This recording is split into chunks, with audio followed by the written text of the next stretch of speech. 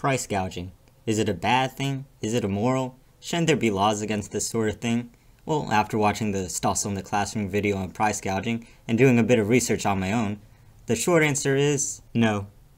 Not necessarily. The longer answer gets a bit more complicated. While yes, price gouging looks pretty evil at a glance, when you look at the role price gouging plays in the big picture, it seems a lot less malicious and even sometimes necessary. See, this all goes back to the law of supply and the law of demand, which respectively mean that, as the quantity of a good rises, the price rises, and as the price of that good rises, the demand for that good falls, and eventually these two interact somewhere in the middle. Now let's say the demand for a good far outweighs what can be supplied, such as in the recovery after a natural disaster.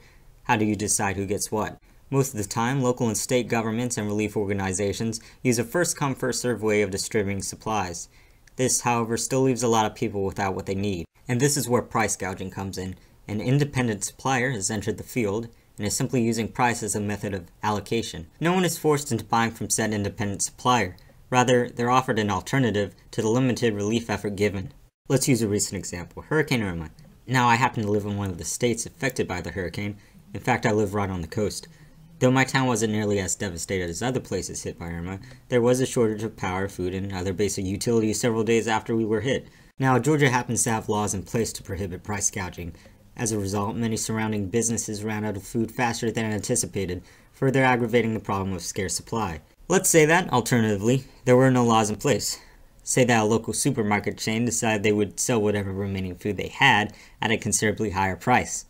People would either be less inclined to buy more food than they really needed due to the spike in price, or they would seek out an alternative food source altogether, thus decreasing the severity of the shortage. Would I have felt taken advantage of if surrounding businesses had hiked up their prices, thus staggering the availability of said need? Hard to say.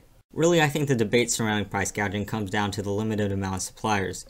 In the wake of a natural disaster, there should not be one source of relief effort, whether charitable or business-oriented, first-come, first-served based or price-based.